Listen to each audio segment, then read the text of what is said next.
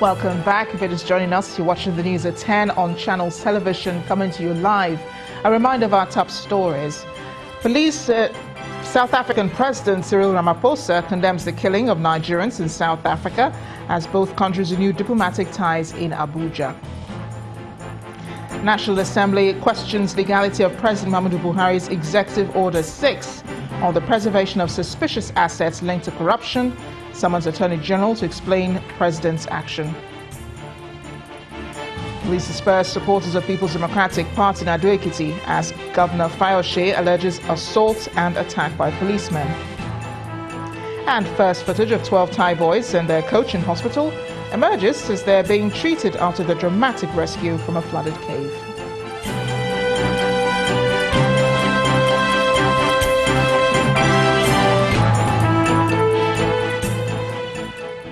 ChannelsTV.com has more information for you, and on youtube.com/channelsweb you can watch our videos. You can also watch us on your mobile device via your browser, or download the Channels TV app for Android, iOS and Windows devices from their respective stores. Besides giving you news and updates on the go, the Channels TV and Channels 24 app have an eyewitness feature, so you can share pictures, videos or news or happenings around you. Just install the app, then tap and swipe to reveal the menu and follow the instructions. Now to the visit of the South African president to Nigeria's capital city, Abuja, where President Cyril Ramaphosa said the killing of Nigerians in South Africa is not intentional.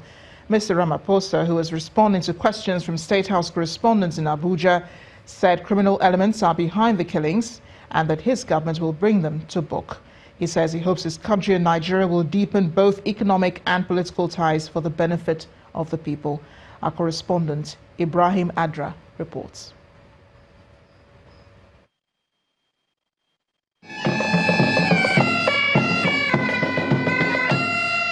It's President Ramaphosa's first visit to Nigeria and also a first outside the borders of South African Development Community countries since he took over leadership of his country.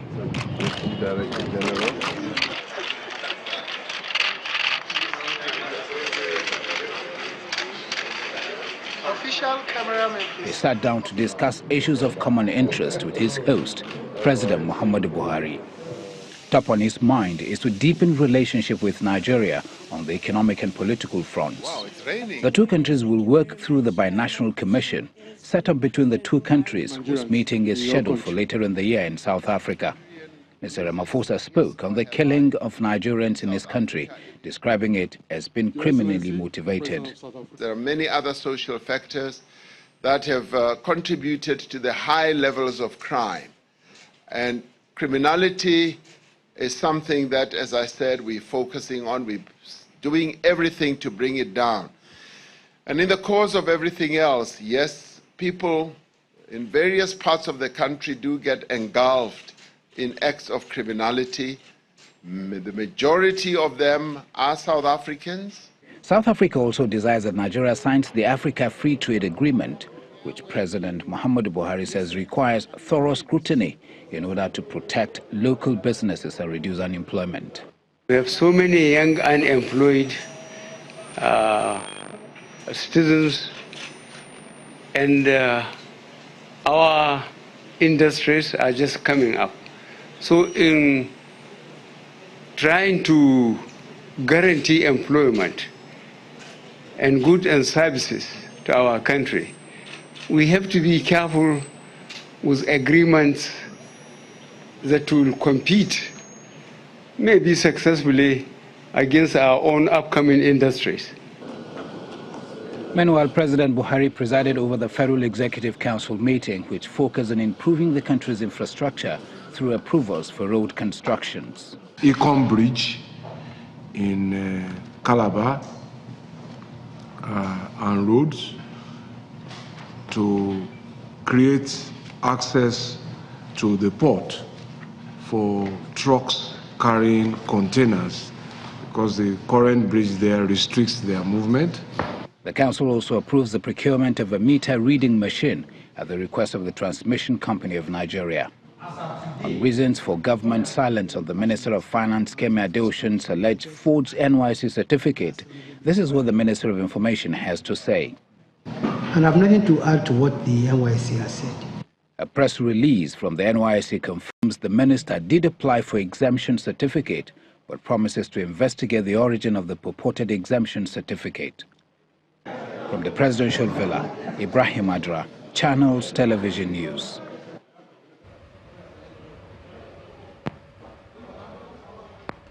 Buba Galadima, who was named as the chairman of the reformed APC, has asked the Independent National Electoral Commission to invalidate the election of Adams Oshomole as a chairman of the All Progressives Congress. In a letter to INEC, Mr. Galadima says the June 23rd National Convention that produced Adams Oshomole as national chairman, among other officers, was, quote, very flawed and undemocratic. He said since the APC had failed to address the grievances, INEC should declare the offices of 18 officials of the party invalid and unlawful.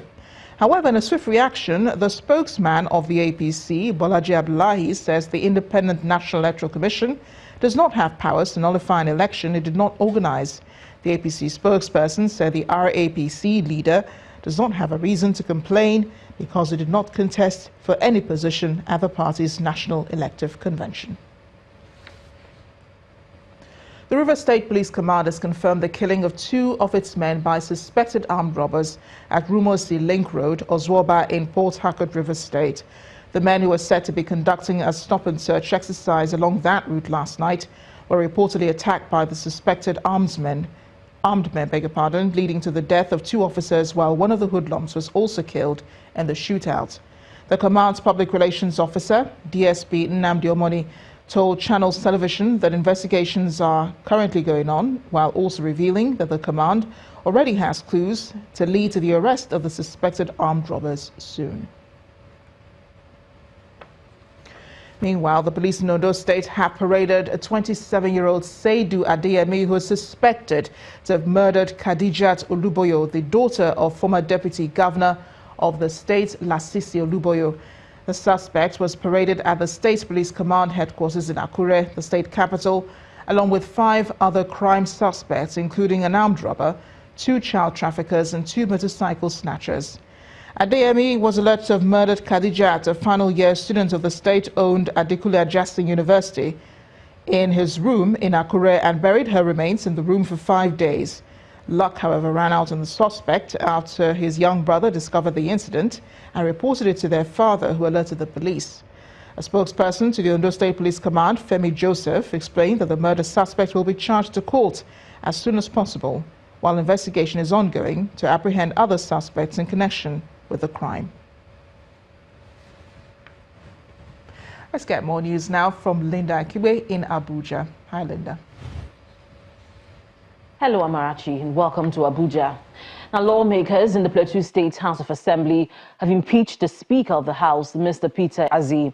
His removal follows a motion on vote of no confidence moved by Peter Gindeng, representing Bakin Ladi. The new former Speaker was removed through a unanimous voice vote. Mr. Joshua Madaki, representing Jos East, has been elected as the new Speaker. Mr. Nalong Daniel, representing Mikan constituency, was also named as a new majority leader following the impeachment of Henry Yunkwap in the same exercise.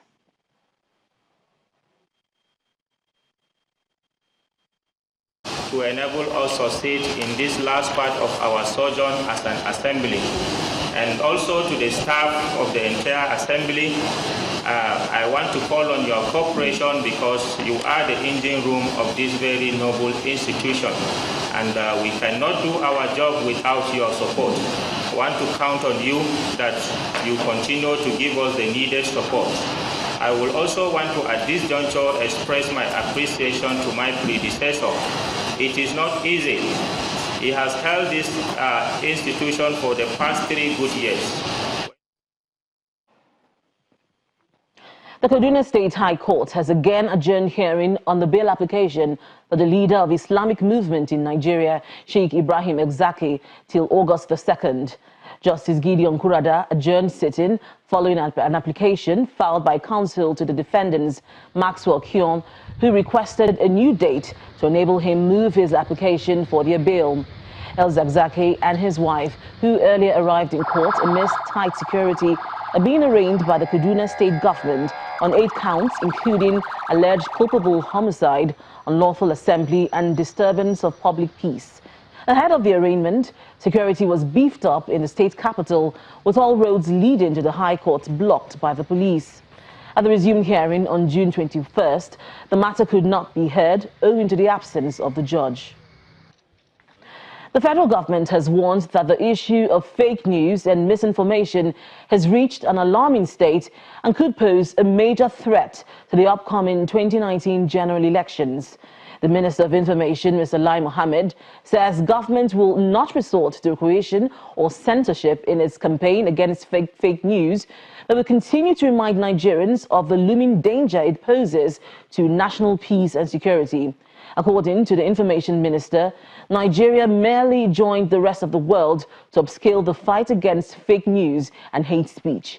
He was speaking at an official launch of a national campaign against fake news in Abuja. The timing is also not unconnected to the role of fake news in aggravating the various crises in the country, as well as the need to check this phenomenon ahead of the 2019 elections. In a country like Nigeria, which is multi-religious, which is multi-ethnic, multi-valued, we must be very careful not to set the country on fire. And there's nothing that sets the country on fire as easily as fake news. So, yes, we agree there are laws, but I think it's very important that we all even imbibe the culture of not engaging in fake news. Many people don't know the effect of fake news. It could be, I've seen in some communal clashes in Nigeria that the origin has been, news that was never substantiated or checked by anybody. The media is not in any danger in Nigeria. It's we that were in danger, not just the government. The ordinary Nigerians, reputations are destroyed overnight just by one single fake story. We should look at it. You see, forget government. It's not just government that is in trouble. And that is why we said, please just do 2 things. To receive a story, ask yourself, is it credible? What is the source? When the News at 10 returns, we'll take a look at the dying textile industry in Nigeria and the influx of imported clothing materials. Please stay with us.